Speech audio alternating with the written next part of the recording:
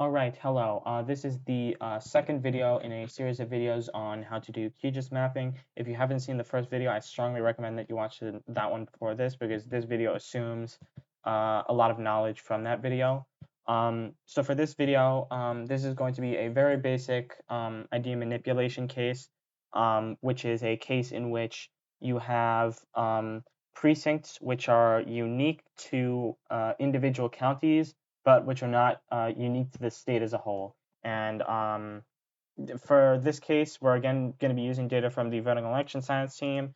This time I'm going to use 2016 though, and specifically I'm going to use West Virginia because I already checked it out earlier, and it is one of those cases where there are no IDs unique to the state, but there are IDs unique to each individual county. So for West Virginia, it's going to be WV underscore 2016, the first two digits, of course, being the state code. If you don't know the state codes for all the states, you could just like search them up. But yeah, WV is the state code for West Virginia, so I'm going to press enter on that. Then here, access file, Shapefile zip archive, except this part is, yeah, basically the same as the first video. Then we can go to downloads. Again, I'm going to drag this to map folder, and I'm going to extract this. This is very basic stuff, just like last time. And yeah, then we can open this. And like last time, what you would do is you would look for your unique ID. Now, obviously, we have many possibilities here for unique IDs. Obviously, it's not going to be the state code or the county code. I mean, we can see right here, there are already duplicates for these. But yeah, if you check for any of these, I mean, you can see they're all like the same kind of IDs.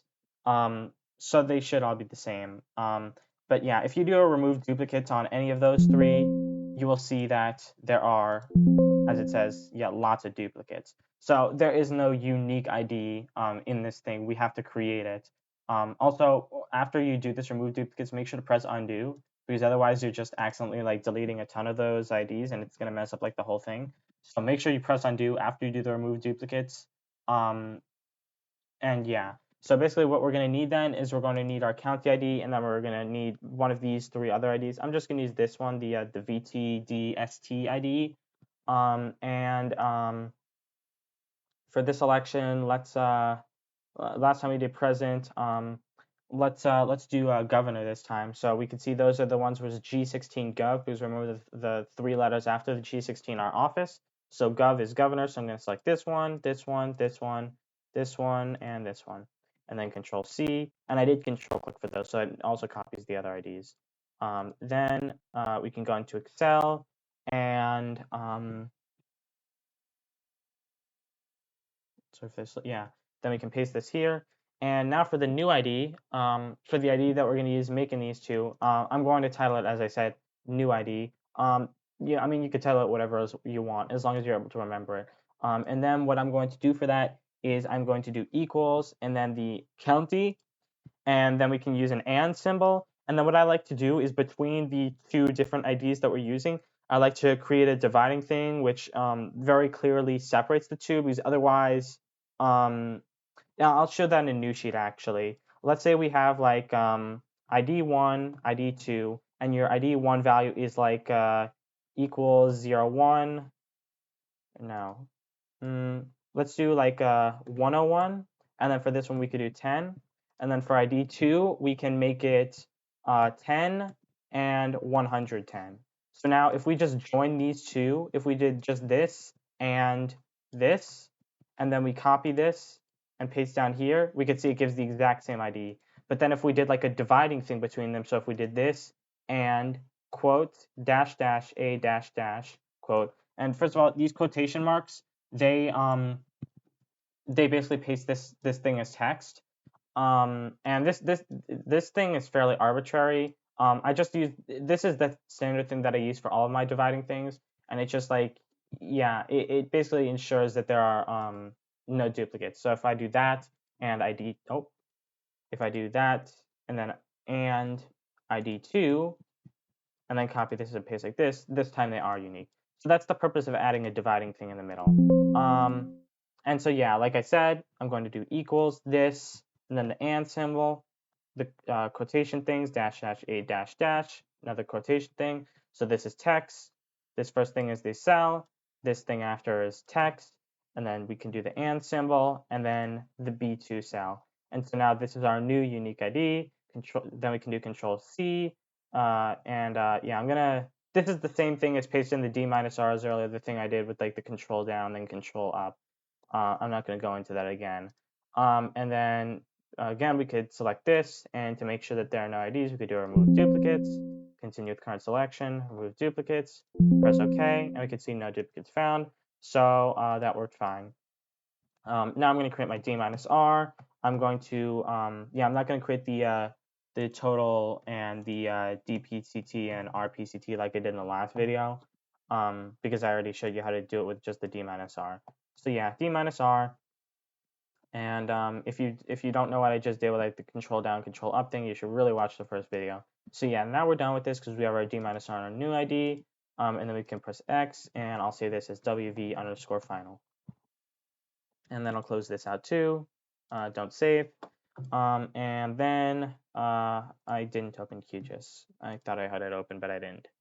But yeah, and once it loads, we're going to drag in this one and this one. Also, since West Virginia is a landlocked state, I'm not going to be doing any clipping this time. But yeah, so yeah, new project, and then we can drag these two in. Close this, and this time we can see that West Virginia actually is pretty stretched. So this is where projecting it actually really does matter. So in this box, I'm going to say West Virginia. Looks like I already have one here. Press apply.